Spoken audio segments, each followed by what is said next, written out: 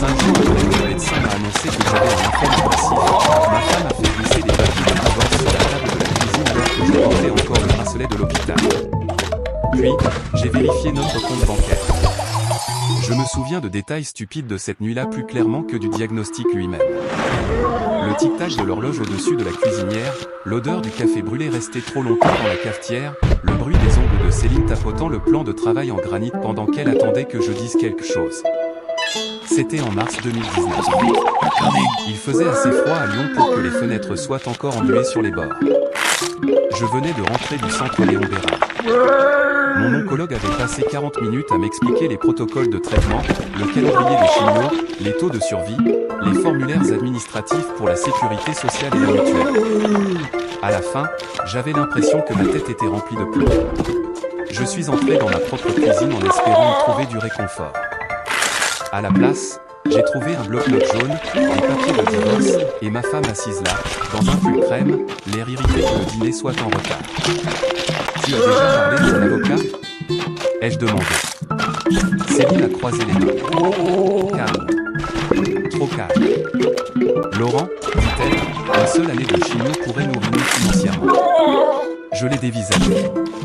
24 ans de mariage et c'était sa phrase d'introduction. Pas comment tu te sens ? Pas un bassin sortir. Juste des mathématiques. J'ai tiré la chaise lentement parce que les gens se sont soudainement sentis faibles d'une manière qui n'a rien à voir avec le cancer. On a la mutuelle et la prise en charge à 100%. Tu es à ton compte, me corrigea-t-elle. Tu es artisan. Si tu t'arrêtes de travailler, rien ne rentre, mais les charges de l'URSSAF et le crédit de la maison continuent de tomber. Elle n'avait pas tort. J'avais une petite entreprise de grande chauffage. Les indépendants comme moi n'avaient pas le filet de sécurité des grands cadres d'entreprise. Je payais une fortune de cotisation pour une assurance prévoyance qui trouvait toujours le moyen de ne rien payer gratuit. Mais l'entendre parler de ma maladie comme d'un mauvais investissement m'a retourné l'estomac. Je vais me battre, ai-je dit doucement. Céline a baissé les yeux une seconde avant de croiser les yeux. Je sais que tu vas le faire. Il y avait même plus de cruauté que ça. C'était ça le plus étrange. Elle avait l'air fatiguée, détachée, comme quelqu'un qui respire un événement de cerveau. Puis elle a prononcé la phrase que je ne pourrais jamais oublier. Je ne vais pas gaspiller mon argent et ma jeunesse à regarder quelqu'un mourir à petit feu.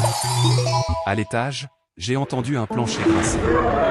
Camille, notre fille, pensait qu'on ne la remarquait pas quand elle écoutait depuis l'escalier, mais les parents savent toujours.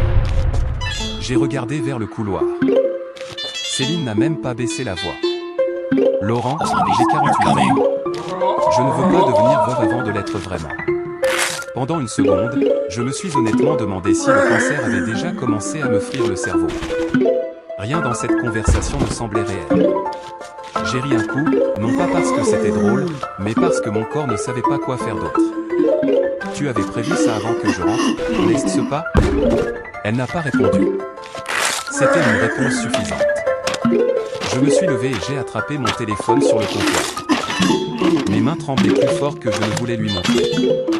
L'application de la banque cesse de charger. Solde du compte joint, 3214 €. J'ai cligné des yeux. Ce compte contenait près de 80 000 € 3 jours plus tôt. C'est quoi ce bordel ? Céline a poussé un soupir exaspéré, agacé que nous ayons atteint la partie désagréable. J'ai transféré ma part avant que le manque à gagner de tes traitements ne développe pas. Ta part ? C'était la chose responsable à faire. J'ai fait défiler l'écran à nouveau, espérant peut-être m'être trompé de compte, mais c'était bien. Virement après virement. Puis j'ai vu le motif sur le dernier retrait, ça devrait couvrir quelques mois de course. Ça a fait plus mal que les papiers de divorce. Pas à cause de l'argent. Parce que 24 ans de vie commune s'était apparemment terminé par le fait que ma femme me laissait de l'argent pour les courses et une note sarcastique.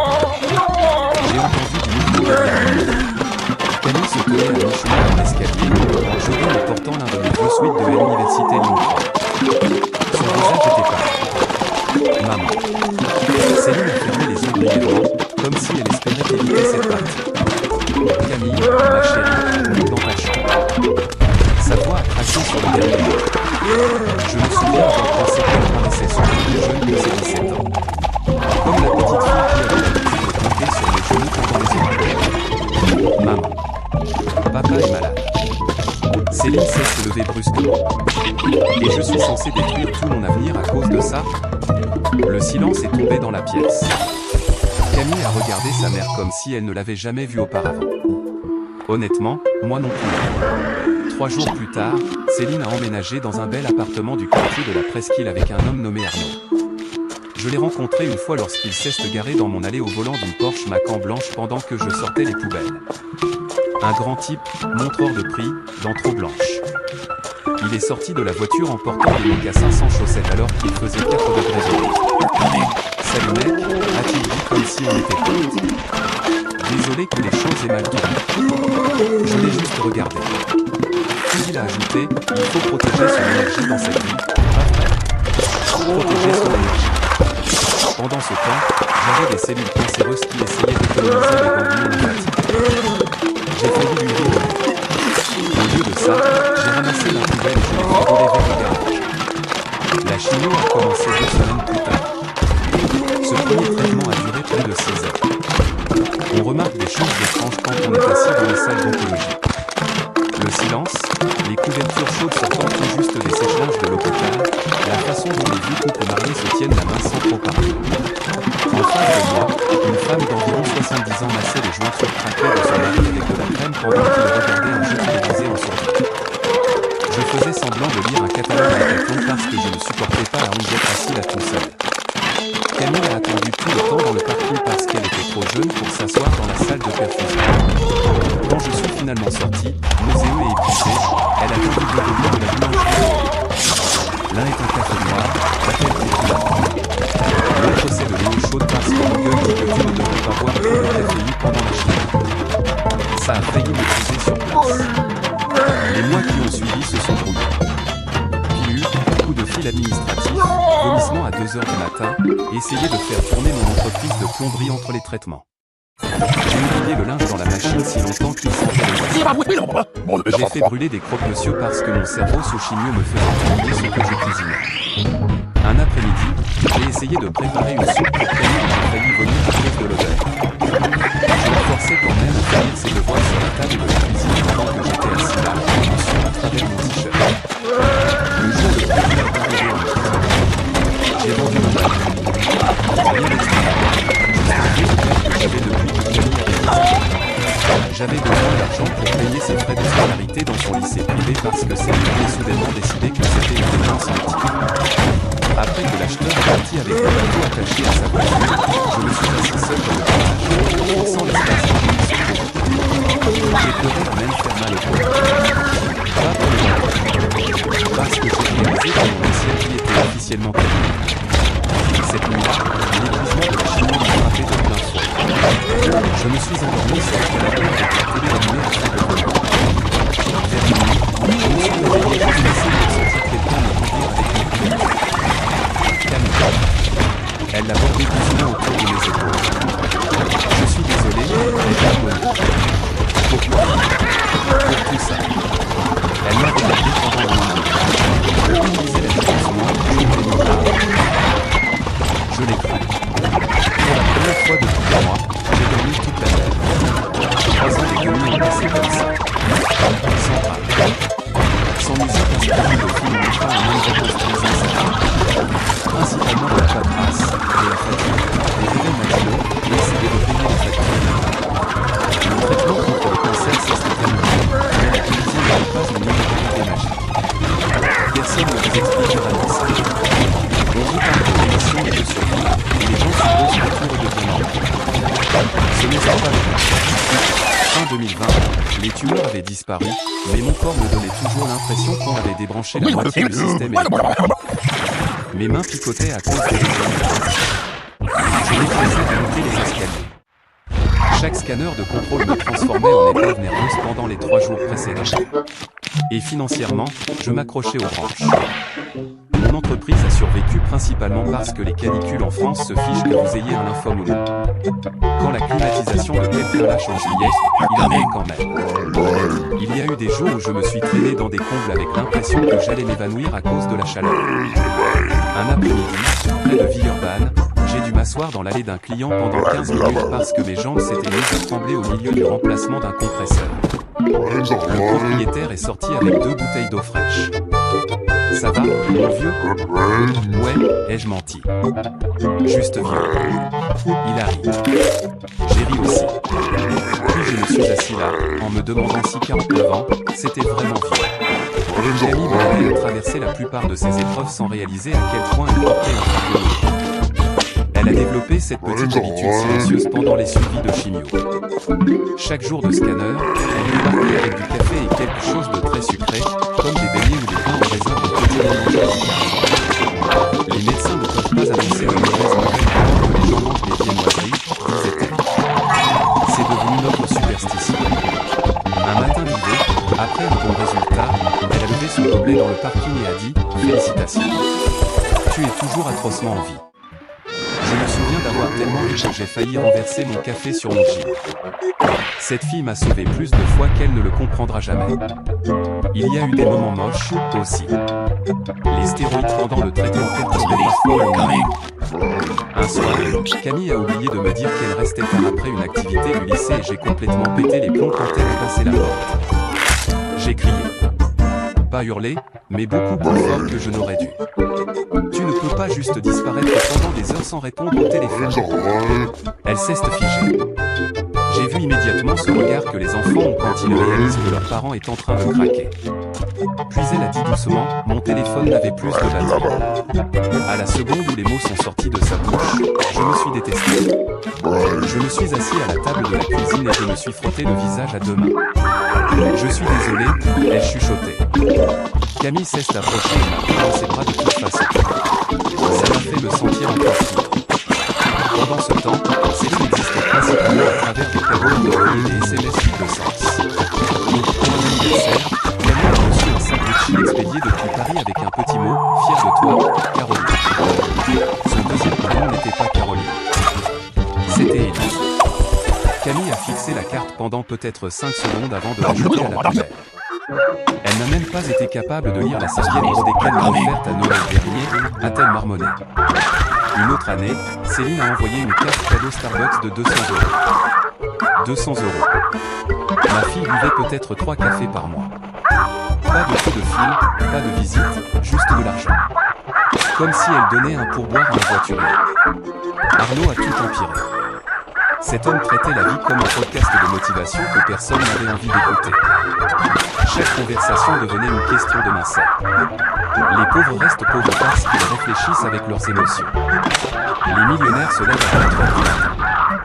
L'énergie attire l'abondance. Pendant ce temps, les agents de recouvrement appelaient carrément le téléphone de Céline pendant le dîner d'anniversaire de Camille parce que Arnaud avait mis une autre carte de crédit dans le rouge en essayant de faire de l'achat de vente immobilier.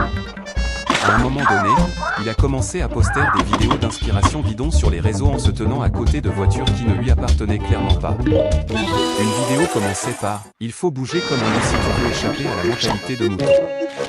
Les commentaires l'ont absolument détruit. Mon préféré disait « Frérot, c'est une Maserati de location de chez Europcar ». Même Camille a ri à celui-là. Mais Arnaud a fini par franchir la ligne rouge. Camille a publié des photos pour la fin de son lycée. De belles photos, une robe bleue toute simple, des arbres en arrière-plan. Arnaud a commenté publiquement « T'es mignonne, la petite ». Camille me l'a montré au petit déjeuner le lendemain matin. J'ai failli m'étouffer avec mes tartines. Ce type est un putain de gros lourd, ai-je dit. Camille avait l'air physiquement dégoûtée. Céline l'a défendu, évidemment. C'est juste l'humour d'Arnaud. Non, c'est comme ça que se comportent les hommes d'âge mûr qui ont désespérément besoin d'attention. À ce stade, Camille tolérait à peine les appels de sa mère. Pourtant, elle essayait plus que Céline ne l'avait jamais fait. C'est ce que les gens ne comprennent pas au sujet des enfants lors d'un divorce. La plupart d'entre eux veulent désespérément avoir permission de leur demande. Ils vont se tordre dans tous les sens émotionnels pour maintenir leur loi. Camille a fait ça pendant des Puis la lettre de Eliane est arrivée. La lettre d'admission est arrivée un jour mercredi. Le prestigieux programme J'ai trouvé l'enveloppe dans la boîte aux lettres à côté de publicité pour le supermarché et de facture d'électricité. Camille a ouvert en se tenant dans la cuisine pendant que des pizzas surgelées cuisaient dans le four. Dès qu'elle s'est mise à pleurer, j'ai su. Oh mon Dieu, répétait-elle. Oh mon Dieu. Je l'ai serrée si fort qu'elle a couiné. Cette nuit-là, après qu'elle fut montée, je suis resté seul dans le garage, tenant cette lettre d'admission comme si elle était en or massif. Pas parce que c'était une grande école. Parce qu'il y avait eu des mois pendant la chute où je n'étais honnêtement pas sûr de vivre assez longtemps pour l'avoir terminé le lycée. Quelques jours plus tard, Céline a appelé à l'improviste. En visio. La première depuis des années. Elle avait l'air différente. Plus de botox autour des yeux. Trop d'injections dans les lèvres. Arnaud avait en arrière-plan avec un shaker de protéines. Camille, a dit Céline avec enthousiasme, je suis si fière de toi. Camille a souri poliment. Puis Céline a donné la vraie raison de son appel. J'ai pensé qu'il était peut-être temps qu'on redevienne une famille. Personne n'a répondu. Elle a continué quand même. Je peux aider pour l'INSA. Les frais, le logement, tout ce dont tu as besoin. Arnaud s'est soudain penché dans le corps. Il faut qu'en fait ça un grand, rapidement. Les gens qui réussissent méritent des récompenses. J'ai regardé l'expression de Camille se figer complètement. Pas en colère. Juste fatiguée. Après la fin de la table, elle est restée silencieuse à la table pendant faisant tourner son téléphone. Finalement, elle m'a regardé et m'a demandé « Tu crois que l'argent répare ce que les gens cassent ?» Je voulais dire oui. La vie aurait été plus facile si c'était le cas. Au lieu de cela, je lui ai dit la vérité. Non, ai-je répondu. Ça permet juste à certaines personnes de se sentir moins coupables parfois. Camille a hoché lentement la tête. Puis elle s'est levée et s'est remise à ses devoirs de maths comme si la conversation n'avait jamais eu lieu. Mais quelque chose avait changé. Je le sentais. La cérémonie de remise des diplômes approchait, dans 2 mois. Et pour la première fois depuis des années, Céline voulait soudainement être au premier rang de nos vies. La journée de remise des diplômes de Camille a commencé à 5h du matin, avec moi debout sur le parking d'un supermarché Carrefour, en train de repasser ma chemise sur le siège avant d'un vieux Renault Scénic qui sentait vaguement l'huile de moteur et l'amande poivrée. Ce n'est pas une blague. J'avais soigneusement suspendu la chemise la veille au soir, mais quelque part entre la maison et le centre de Lyon, elle a fini froissée quand même. Alors, me voilà en équilibre avec un fer de voyage branché sur la cigare tout en mangeant un muffin au lait ici d'une station-service. Je me souviens m'être regardé dans le rétroviseur après tout. Le costume flottait encore sur moi. Le cancer m'avait pris 15 kilos que je n'avais jamais totalement repris. Les joues étaient plus creusées maintenant, plus vieilles, fatiguées autour des yeux, mais j'y étais arrivé. C'était l'essentiel. La rectorie dernier était déjà vendée vers 6h30. Les parents portant des bouquets de fleurs, les grands-parents marchant difficilement sur les parkings, les adolescents prenant des selfies. L'unité lyonnaise avait déjà commencé à faire effet. Ma chemise me collait de dos avant même le lever du soleil. Je me suis mis dans la file d'attente peut-être parce que Camille méritait de bonnes places. Cette fille allait passer assez de temps dans les salles d'attente d'hôpitaux pour moi. Le moins que je puisse faire, c'était de m'assurer de bien la voir traverser la scène. À 7h15, j'étais à l'intérieur, tenant de café et un sac en papier avec des viennoiseries. Je savais que Camille ne mangerait pas, le stress lui coupait toujours l'appétit avant les grands événements. Elle m'a répondu et a souri immédiatement. « T'es arrivé ridiculement tôt, n'est-ce pas ?» a-t-elle demandé. Je voulais les bonnes places. T'es vraiment un vieux. Exact. Elle a ri doucement et a pris le café. Sa tenue était assortie à ses petits boucles d'oreilles bleues. Simple. Élégante. Pas de drame. Exactement comme elle. Pendant environ 20 minutes paisibles, tout a semblé normal. Puis Céline est arrivée. Vous pouviez sentir les hauts de colonne d'Arnaud avant même de le voir. Sérieusement. Un parfum fort et cher qui envahissait l'air comme si quelqu'un avait fait exploser un rayon parfumerie des galeries Lafayette. Céline a franchi l'entrée dans un tailleur pantalon blanc cintré et des lunettes de soleil surdimensionnées, même si nous étions à l'intérieur. Arnaud marchait à côté d'elle, qui faisait un virgule sur son téléphone tout en portant un immense sac à dos avec un ruban rouge. Grand jour, a-t-il annoncé bruyamment à absolument personne. Quelques parents se sont retournés, déjà agacés. Les épaules de Camille se sont crispées à côté de moi. Céline a fait son entrée comme une politicienne arrivant à elle. Oh mon Dieu, Camille, l'attirant dans une longue étape clairement destinée à aborder du bois. Camille l'a enlacé poliment mais avec raison. Arnaud a pointé son téléphone vers elle. Ma belle-fille est diplômée aujourd'hui, a-t-il annoncé à son mari. Camille a visiblement tressailli au mot belle-fille. Je l'ai remarqué tout de suite. Céline m'a finalement regardé. Pendant une demi-seconde, quelque chose de gênant a traversé son visage. Peut-être de la culpabilité. Peut-être de l'inconfort. Puis ça a disparu. Laurent, a-t-elle dit avec un sourire crispé. Tu as l'air en bonne santé. Pas heureux. En bonne santé. Comme si j'étais un chien en convalescence. Bonjour, Céline. Arnaud m'a tendu la main. Je l'ai ignoré. À son crédit, il s'est vite rattrapé. Sans rancune, mais, a-t-il dit, la vie est courte. Je l'ai fixé une seconde. Apparemment. Camille a failli s'étouffer avec son café en essayant de le parler. Cela m'a procuré exactement une minute de joie avant que Arnaud ne recommence à parler.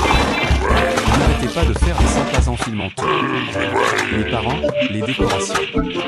À un moment, il a carrément sorti le succès des indices. Regarde. Qu'est-ce que ça veut dire une remise de diplôme? Et pendant ce temps, Céline n'arrêtait pas de faire des petits commentaires déguisés en compliment. Oh, Camille a tellement de chance de variété de mon ambition. On a toujours su qu'elle était destinée à de grandes choses. Bien ça c'est dur et cher, mais heureusement que certains dans la maison anticipaient. De petites bouts, de minuscules ententes. Le genre de choses qui semblent inoffensives à moi de l'histoire qui j'ai tout ignoré. Puis Arnaud a annoncé qu'il avait une surprise. Dehors, près du parking, prenait une porte de sens avec un ruban blanc géant tendu sur le capot. Les gens s'arrêtaient carrément de cacher pour la regarder. Quelques amis à proximité ont commencé à fumer. Arnaud a fait tourner la clé autour de son doigt comme dans une grande compagnie. Rien de meilleur pour l'heure, a-t-il dit fièrement. Céline a souri à une petite foule qui se rassemblait autour de la voiture. Tu mérites un avenir plus grand que la misère, ma chérie. Camille n'a pas bougé. Elle n'a pas souri non plus. Elle a juste fixé la Porsche en silence. J'ai soudain pris conscience de mon vieux Renault Scénic garé 3 rangées plus loin, avec des taches de rouille près du pare-choc arrière et un enjolivant dépareillé. Arnaud a continué. De 0 à 100 en moins de 3 secondes, a-t-il lancé. Ce truc est un monstre. Camille a finalement pris la main. Ça semble inutile. Arnaud a ri bruyamment. C'est une mentalité de pauvre. Céline lui a souri prudemment, mais j'ai capté l'irritation dans ses yeux. Même elle savait qu'il avait l'air ridicule. Puis elle cesse de tourner vers Camille. Eh bien, ton père a toujours été très terre à terre. Il y avait quelque chose de tranchant sous cette phrase. J'ai détourné le regard vers le parking. Honnêtement, une part de moi voulait que Camille prenne la voiture. Je sais que ça a l'air pathétique. Mais la vie d'étudiant n'est pas donnée, mon entreprise n'était pas encore totalement stable. Votre fierté, il est auprès de vous qui veut que votre enfant soit à l'abri du besoin. Même s'il aide bien des gens qui vous ont fait du mal. C'est ce qui a rendu les minutes suivantes si compliquées dans ma tête. Parce que pendant que j'étais là à essayer de ravaler ma fierté, Céline s'est penchée vers Camille et lui a dit doucement, tu n'as pas envie que toute ta vie ressemble à celle de ton père. Le visage de Camille a changé instantanément. Céline a continué. C'est un nom bien, ma chérie, mais l'imaginer une ambition. Regarde ce costume. C'est gênant lors d'un tel événement. J'ai senti mon estomac se nouer. Pas parce que les mots blessaient, mais parce qu'elle les avait dit à notre fille. À propos de moi. Juste devant moi. Et pour la première fois de la matinée, Camille a eu l'air en colère. Pas émotive. Pas blessée. En colère. Une vraie colère.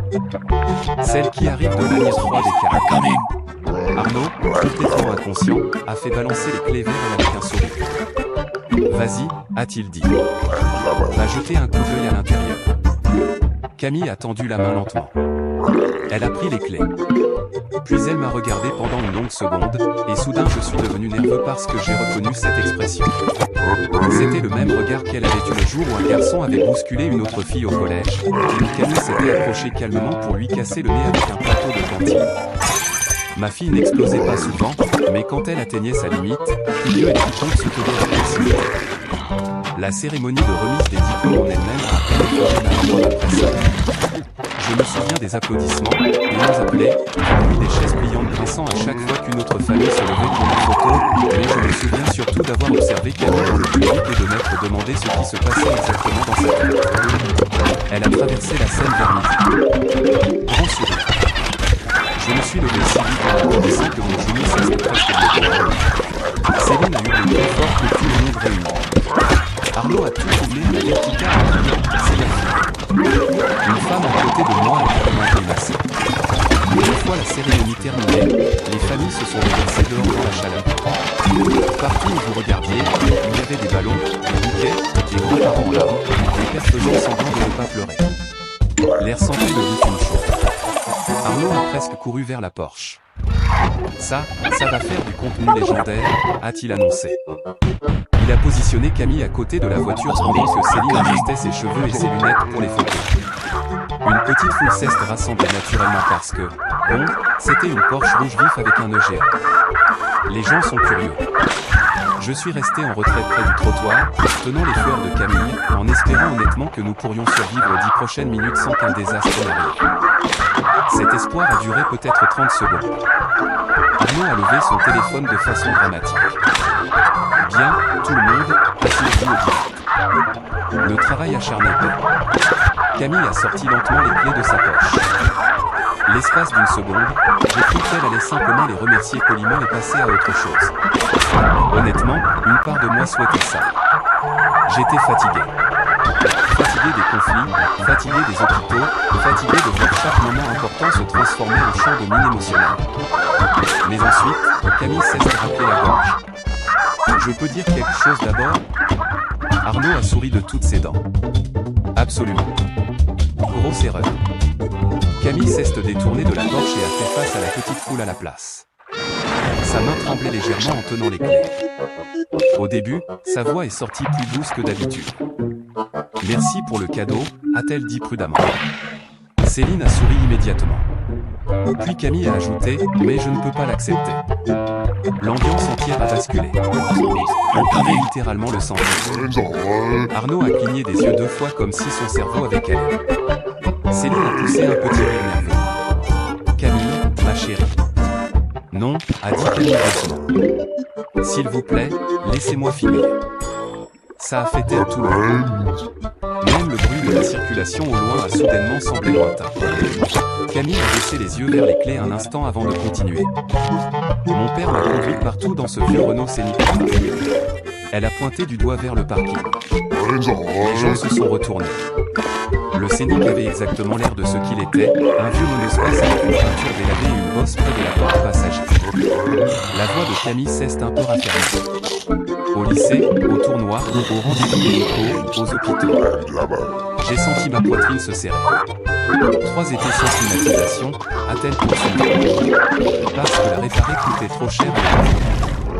Le sourire de Céline avait complètement disparu maintenant. Arnaud a légèrement baissé son téléphone. Camille a regardé directement sa mère. Tu es parti quand il a commencé la chimie. Quelques conversations à proximité se sont complètement arrêtées. Il vomissait dans la salle de bain à 2h du matin, a dit Camille. Et il se réveillait comme le temps pour s'assurer que j'aille au lycée. Céline a croisé les bras fermement. Camille, ce n'est pas important. Camille l'a mis. Il a sauté des repas, du sommeil, du travail, tout. Puis sa voix a un peu craqué. Mais il n'a jamais raté une seule chose pour moi. Cette phrase a frappé plus fort que n'importe quoi d'autre, parce que c'était vrai. Chaque scanner, chaque gala, chaque stupide vente de gâteaux pour financer le lycée. J'étais là. Parfois épuisé, parfois mort de peur. Mais j'étais là. Céline s'est approchée, baissant la voix d'un ton sérieux. Tu me fais. Camille l'a regardé pendant une longue seconde. Puis elle a dit quelque chose que je ne pense pas qu'aucun de ceux présents n'oubliera jamais. Moi, j'ai eu honte il y a très longtemps. Silence de mort. Même Arnaud avait l'air mal à l'aise maintenant. Camille a levé les clés de la Porsche entre 2 doigts. Cette voiture est magnifique, a-t-elle dit. Mais elle ne peut pas racheter 4 ans. Le visage de Céline est devenu rouge. Camille, arrête. La voix de ma fille est devenue plus forte, plus calme. Tu as raté les anniversaires, les crises de panique, les jours de Skinner, les Noël. Puis elle a pointé le doigt vers moi. Il a vendu son bateau de pêche pour que je puisse rester dans mon lycée. J'ai immédiatement baissé les yeux parce que je ne savais même pas quelle scène s'ouvrait. Arnaud a soudainement essayé d'intervenir avec un rire faux et gêné.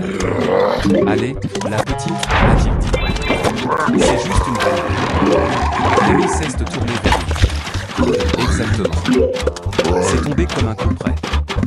Ce qui rend vraiment bizarre le fait que tu aies pensé qu'elle pouvait remplacer le rôle de parent. Quelques personnes à proximité ont carrément murmuré.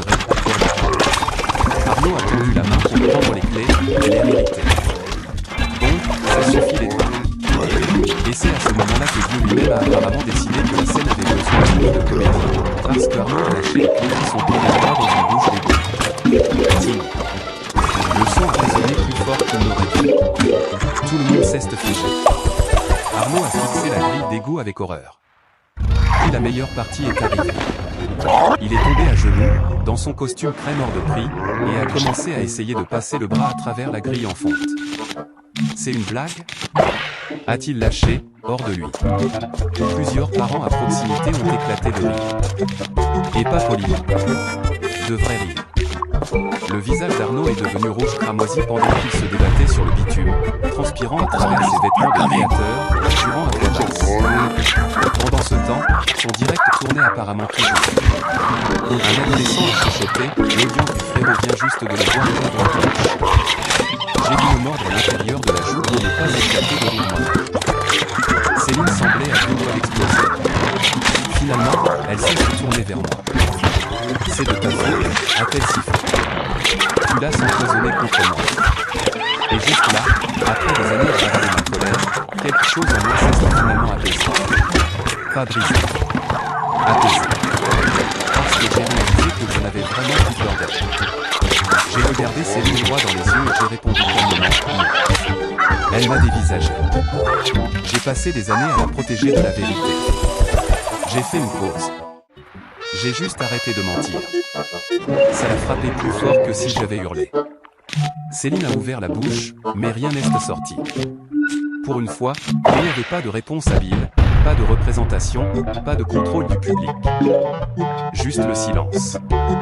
Camille s'est approchée de moi et a pris ma main comme elle le faisait quand elle était petite pour traverser les parkings. On rentre à la maison, papa. J'ai hoché la tête. Derrière nous, Arnaud était toujours à genoux près de la bouche d'égout, essayant de pêcher les pieds de la porche pendant que des inconnus riaient ouvertement et le filmaient. Céline nous a appelés une fois. Aucun de nous ne cesse de retourner. Nous avons juste continué à marcher vers ce vieux Renault Scénic qui glisait sous le soleil de l'eau. Et pour la première fois depuis des années, je n'ai eu aucune honte de cette voiture. Une chose étrange se produit après un moment que vous avez imaginé pendant des années. Vous vous attendez à des feux d'artifice, à une conclusion, à un sentiment dramatique où toute la douleur quitte votre corps. Au lieu de cela, la vie continue. 3 jours après la remise des diplômes, j'étais debout dans ma cuisine à 6h du matin, mangeant du menu sec à même la boîte pour laquelle Camille se disputait avec notre imprimante pour des papiers de France. C'était ça, la vengeance, apparemment. Pas de grâce, lessive, course au supermarché. Honnêtement, je préférais qu'il en soit ainsi. La vidéo de la cérémonie a circulé plus vite que je ne l'aurais. Quelqu'un avait mis en ligne le moment où il faisait tomber l'idée dans le dos, pendant environ 2 semaines. La moitié de la vie semblait être pour un grillon pour une chaudière a ouvert la porte en riant avant même que je ne me casse. Vous n'êtes pas le père de la fille en Porsche. J'ai failli retourner à mon Camille. Camille détestait la tension. Les gens sont bizarres, a-t-elle marmonné après que la femme l'a arrêté à Carrefour pour lui dire « Bravo à toi, maman ». Mais sous l'embarras, je crois qu'une part d'elle se sentait soulagée. Comme si elle avait enfin arrêté de porter un poids lourd. Céline a envoyé plusieurs messages après la cérémonie. D'abord en colère, puis sur la défensive, puis soudainement émotive. Un message disait « J'ai fait des erreurs, mais je suis toujours heureuse ». Camille a fixé ce message pendant un moment avant de verrouiller son téléphone et de le poser face contre le comptoir. Elle dit toujours des erreurs comme si elle avait juste oublié d'envoyer une carte d'anniversaire, a-t-elle dit doucement. Je n'ai pas répondu. Parce qu'honnêtement, je ne savais toujours pas comment l'aider à naviguer dans ce genre de chagrin. Les gens pensent que la trahison reste toujours douloureuse. Ce n'est pas le cas. Avec le temps, ça devient lourd, c'est tout. Comme porter des vêtements mouillés sur la poitrine. En septembre, le jour de l'emménagement à l'INSA est arrivé. Je n'étais pas prêt. Pas du tout. La veille de notre départ, Camille est restée éveillée jusqu'à presque minuit pour consulter les boîtes de rangement pendant que le jouait doucement sur son téléphone. Toutes les 5 minutes, elle annonçait au hasard des choses comme « les matelas des résidences étudiantes contiennent probablement des maladies ». Si mon colocataire possède un ukulélé, je demande mon transfert. J'ai pleuré cette nuit-là que je ne l'avais plus depuis des mois. Après qu'elle fut enfin montée dormir, j'ai traversé la maison pour aller dans les lumières et j'ai remarqué des petits post-it jaunes partout. Sur le réfrigérateur, n'oublie pas de prendre un petit déjeuner parfois. Sur la cafetière, utilise de vrais filtres cette fois, papa. Sur le miroir de la salle de bain, prends des médicaments. Et collé près de la porte du garage, je t'aime plus que la saison de foot. Celui-là m'a presque achevé. Le lendemain matin, nous avons rempli le Scénic jusqu'à ce que le pare-chocs arrière frôle presque les pneus. Mini frigo, oreiller, cube de rangement, manuel d'ingénierie assez lourd pour abîmer le sol. À mi-chemin vers Villeurbanne, Camille a soudainement dit « Papa. » Ouais. Si maman te recontactait à cause de moi, tu n'es plus obligé de la protéger. J'ai gardé les yeux sur l'autoroute pendant quelques secondes avant de répondre. Je ne la protégeais pas, ai-je dit. Camille m'a jeté un regard qui disait clairement « Si, tu le faisais totalement. » Et peut-être qu'elle avait raison. Une part de moi avait passé des années à essayer d'adoucir la réalité pour elle. D'essayer de préserver une version de sa mère qui n'existait plus. Mais les enfants finissent toujours par voir les choses clairement, peu importe vos efforts. Le campus était un chaos. Des parents traînant des cartons dans les couloirs bondés des résidences, des étudiants faisant semblant de ne pas être qualifiés, des chariots grinçant sur les trottoirs en béton. À un moment donné, Camille m'a regardé et a chuchoté « Tout le monde ici a déjà les remords de sommeil. » Ça m'a fait rire. Après avoir fini de déballer, nous sommes restés maladroitement debout à côté de son lit pendant 10 minutes. Aucun de nous ne savait comment se quitter. Mais elle m'a serré fort dans ses bras. Pas un câlin poli, pas rapide. Le genre de câlin qui dit merci sans utiliser de mots. Ça va aller, a-t-elle dit contre mon épaule. Je sais. Le trajet du retour a fait le pas de drame émotionnel, juste un grand silence. La maison semblait vide sans âme. Pas de musique et les cartes. Pas de tasse de thé à moitié finie près de l'évier. Pas de commentaires sarcastiques pendant la météo. Les premiers jours, j'ai failli crier sur lui plusieurs fois avant de m'en souvenir. Puis est arrivée la surprise du Renault Scénic. L'été touchait à sa fin, mais la climatisation ne marchait toujours pas. Je m'étais habitué à conduire les fenêtres baissées comme un rêve et refusant la technologie moderne. Un samedi matin, j'ai finalement déposé la voiture dans un garage près de chez moi. Le mécanicien a eu l'air confus en vérifiant les papiers. Vous avez déjà payé. J'ai quoi? Il a tourné l'écran vers moi. Payé en totalité. Note du client, assurez-vous que la clim fonctionne parfaitement. Il ne dépensera jamais d'argent pour lui-même. Je suis resté là, figé. Le mécanicien a souri. Votre fille. J'ai hoché la tête une fois, parce que ma gorge refusait de coopérer. Cet après-midi-là, j'ai récupéré le Scénic. De l'air froid a jailli des bouches d'aération presque immédiatement. Je suis resté assis là, dans le parking, les deux mains sur le volant, laissant cet air froid frapper mon visage bien plus longtemps que ne le ferait une personne normale. Puis j'ai baissé le pare-soleil. Un mot filé a glissé sur mes genoux. Papa, tu as passé des années à me protéger des tempêtes que je ne voyais même pas encore arriver. Maintenant, laisse-moi prendre soin de toi pour le faire. Je t'aime, Camille. Ça ne me dérange pas d'admettre que j'ai pleuré. Juste là, sur le parking du garage, à côté d'un bureau de tabac et d'une boulangerie. J'ai pleuré à chaudes larmes. Le cancer m'a pris beaucoup de choses. Ma force pendant un certain temps. Mon mariage de façon permanente. l'avenir que je pensais connaître. Mais assis là, dans ce vieux sénile, avec de l'air froid soufflant enfin à nos yeux, j'ai réalisé quelque chose d'important.